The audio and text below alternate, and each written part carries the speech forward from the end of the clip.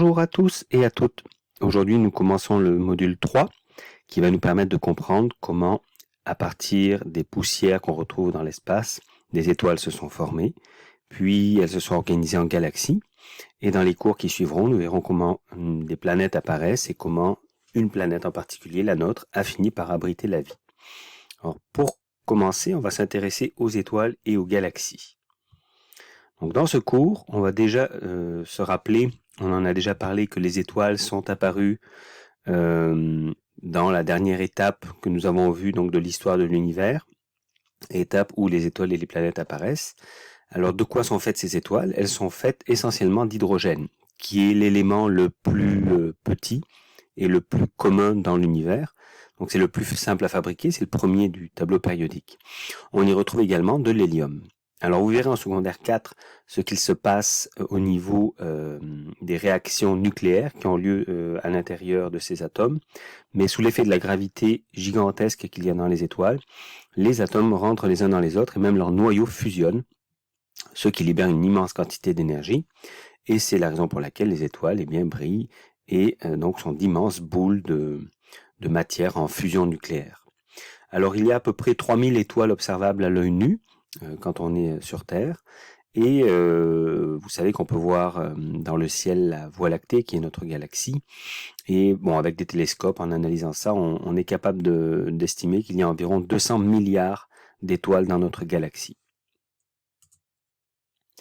Quand on regarde ces étoiles, à l'œil nu, c'est pas toujours évident, mais quand on regarde attentivement, on se rend compte qu'elles ont des couleurs. Et une fois qu'on le sait, je vous invite à le faire. La prochaine fois, vous regarderez un ciel bien dégagé où vous voyez bien les étoiles. À l'œil nu, on détecte ces petites nuances de couleurs. Alors, en réalité, ces couleurs, elles vont permettre de classer les étoiles. Donc, en gros, les scientifiques ont fait différents types de classements d'étoiles et ils sont essentiellement basés sur les couleurs des étoiles, mais également sur leur intensité lumineuse, donc combien de lumière elles émettent, et puis également sur leur taille qui équivaut à peu près à leur masse.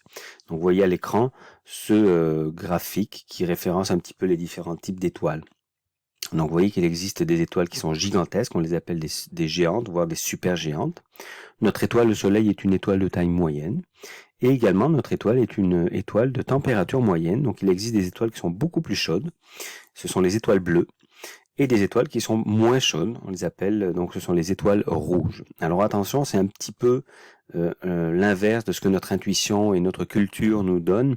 On assimile souvent le rouge au chaud et le bleu au froid. Pour les étoiles et pour la lumière, en fait, en règle générale, le bleu, ce sont des ondes qui sont plus énergétiques que les ondes rouges. Et en réalité, les étoiles bleues libèrent plus d'énergie et sont plus chaudes que les étoiles rouges. Ces étoiles, quand on les regarde, donc là on voit bien des photos qui ont été prises et on voit clairement les couleurs qui apparaissent. Alors ces étoiles, ça fait longtemps que les humains les observent dans le ciel. Et parfois, ces étoiles qui sont d'intensité plus marquée dans le ciel, elles semblent représenter quelque chose.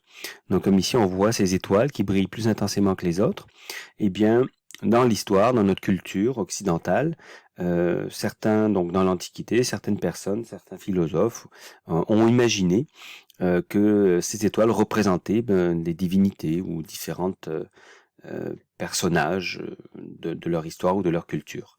Donc par exemple ici, ce qu'on est en train de voir, c'est, je vais revenir un peu en arrière, ce que dans la mythologie grecque, on avait l'impression de voir Orion, le chasseur Orion. Donc évidemment, il faut avoir un peu d'imagination. Donc voilà celui qui apparaît. Donc on a dans notre société occidentale 88 constellations qui ont été imaginées, mais il faut bien comprendre que ce sont c'est vraiment dans l'imagination culturelle. Donc dans d'autres sociétés, dans d'autres cultures, ce ne sont pas les mêmes constellations qui sont vues dans le ciel.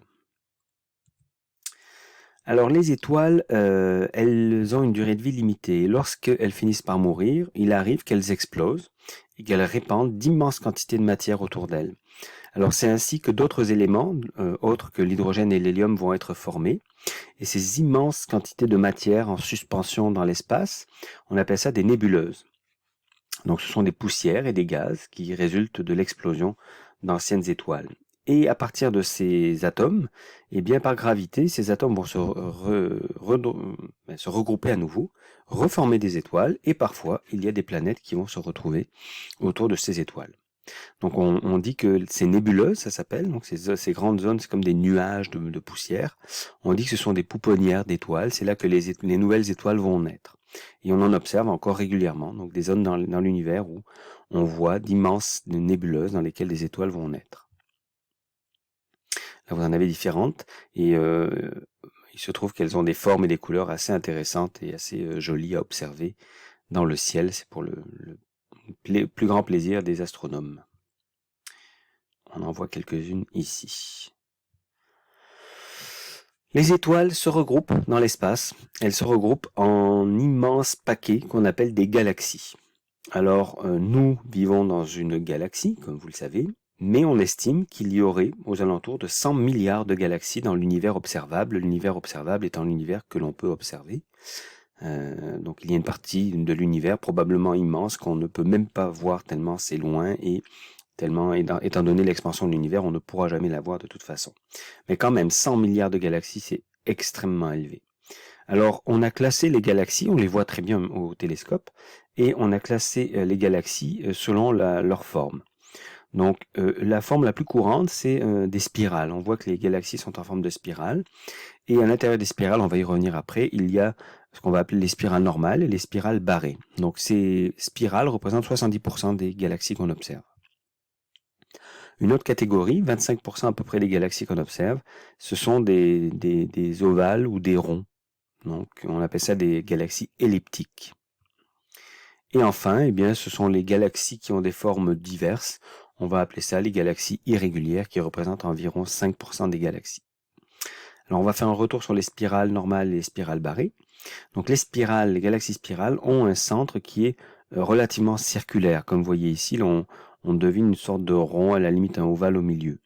Donc ça, c'est ce qu'on appelle une spirale normale. Quand le centre est très étiré et qu'on n'a plus vraiment un rond, mais plutôt une barre au centre, c'est pour ça qu'on va appeler la galaxie spirale barrée. Donc on dit que c'est un centre étiré et ça donne cette forme particulière où on dirait que la galaxie se fait tirer de deux bords. Alors, voici à quoi ressemble notre galaxie, selon ce qu'on pense. Évidemment, aucun objet de notre technologie, de l'histoire de l'humanité n'a pu sortir de la galaxie pour l'observer, hein, ce sont des estimations.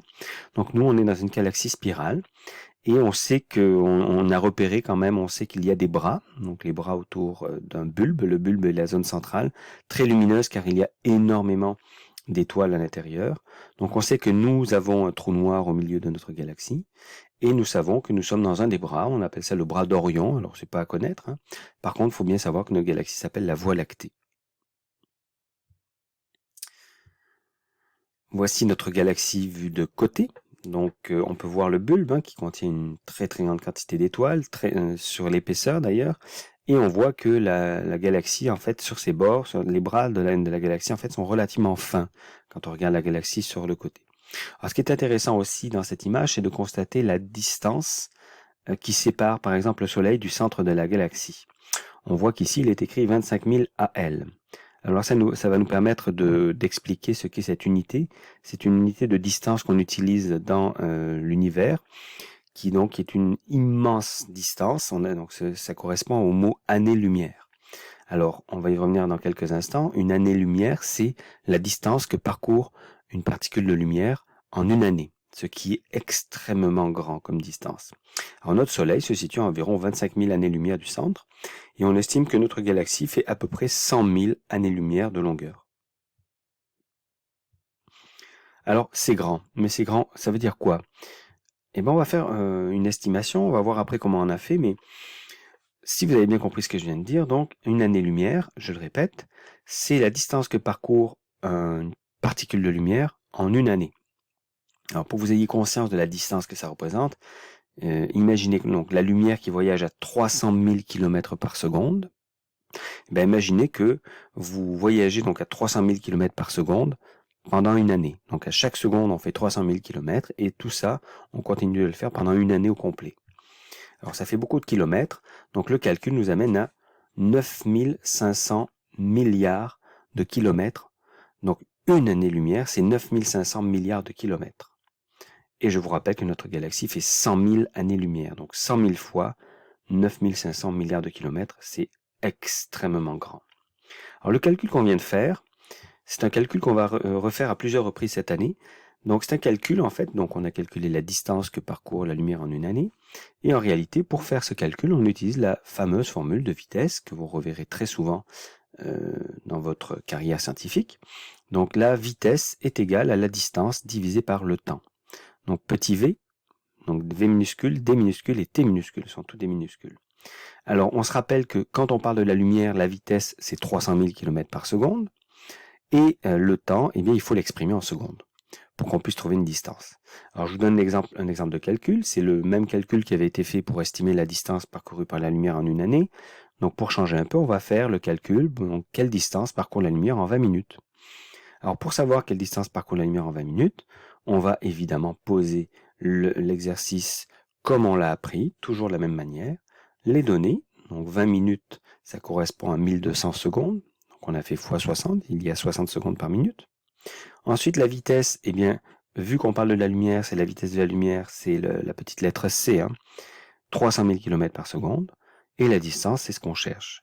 La formule avec la variable isolée, donc en partant de cette formule, on est capable de dire que la formule pour la distance, c'est V multiplié par T.